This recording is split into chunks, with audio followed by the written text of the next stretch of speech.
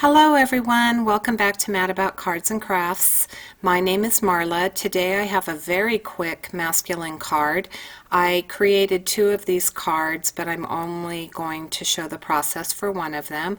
The products that I used were the Holtz plank embossing folder, these Lawn Fawn circles. I used the second to largest and third. I used that stamp set and the springtime stamp set from Gina Designs. I used iced spruce, weathered wood, both distress ink and distress oxide, tumbled glass, broken china, and hickory smoke. I used a couple Faber-Castell pencils, and I am stamping the images in Slate. You see I'm making a pencil mark down there at the bottom, and that's just for the purpose of cutting out with my scan and cut. So I'm going to start the background using the iced spruce distress ink, and this is going to give it a very light bluish gray shade. I'm using the regular wood, weathered wood distress ink, and I'm just going to darken up some of those spots just to create some variation. This is broken china, and this is just that, you know, that blue-gray shiplap that you see in pictures and in home decor.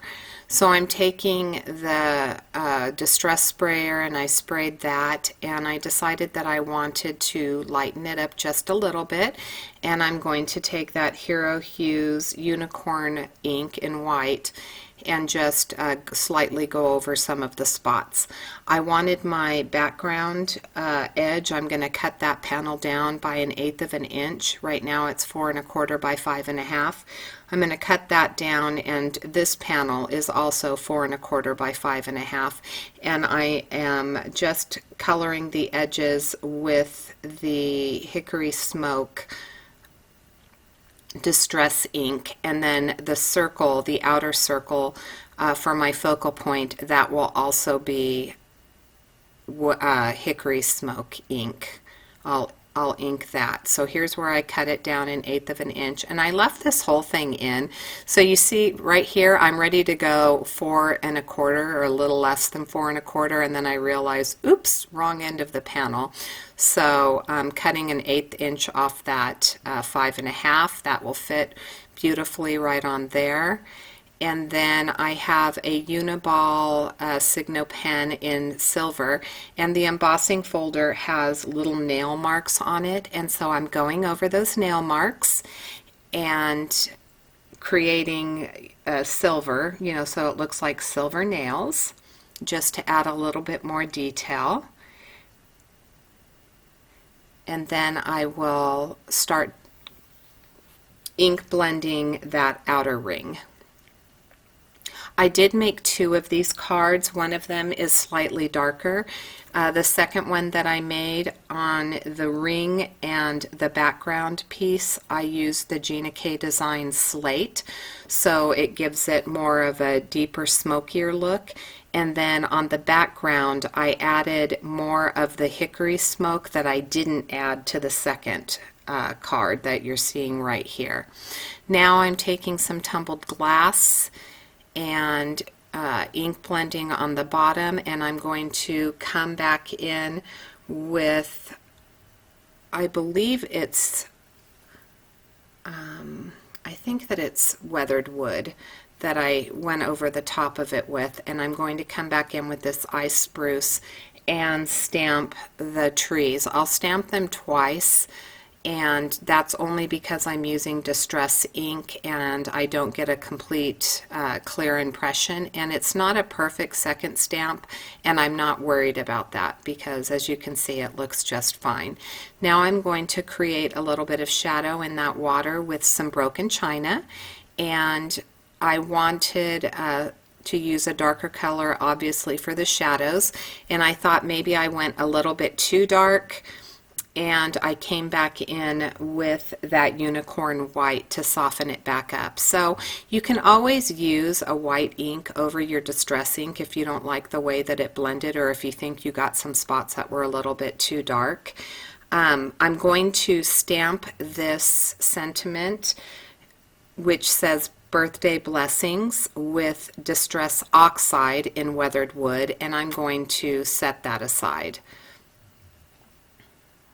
All right, so I start coloring the bird, and the way that I colored it was using my two Faber-Castell pencils, and for those I'm going to use a Tim Holtz alcohol ink blending marker, but it's filled with Gamsol. So that's a nice way to soften up your colored pencils if you're not very good at blending with colored pencils. I personally just didn't want to create a really dark bird. I wanted it slightly gray, and this was the easiest way for me to achieve that. I took the images over to my scan and cut before I started on the little wood stump, and I am putting some weathered wood on that to give it just a little bit of color. And now I'm going to start assembling my card. I'm going to use some art glitter glue to adhere my panel. I did put water on it, so it has just a slight warping on it, and that art glitter glue will help keep it straight. And then I will put my circle on, the outer circle, and on the other card that you'll see at the end, I did put pop dots on that portion of it. This one I just adhered flat. Now I'm going to put that inner circle in, and I'll start building where the bird is, and I will use foam adhesive on the back of that stump and the bird, and I will also use it on the back of this panel. The second card I did not put any foam adhesive on the back of the panel. I left it flat. Only the outer ring and the bird and stump have dimension, so it was just slightly varied, and you'll get to see how different the colors look. There's just a slight variation to the colors, and it's not going to be as, the design will be a little bit subtle. Where I use the pop dots, you won't see that as clearly, but they are slightly different. So the little tail needed a little bit more of that pop dot on it, or that foam adhesive. I'm going to put some glue on his feet, and now I'm going to start putting the dimensional tape on the back. I did have a little bit of trouble lining it up. I didn't get it lined up straight. You'll see that the first time, and so it was the position of where I was. I'm trying to keep everything in frame, so I am fortunate that I was able to pull this up and get it placed back down. I have to move it to the right. You'll see it'll be just a little bit out of frame when I put it back on, and that's just because it was easier for me to see, and I didn't want to put my head in the camera. And that's how quick and easy this card was. I did not add any other embellishments since it's a masculine card. I wanted to create something that would be fast and still have an impact, and I think that these cards, both of them, turned out beautifully.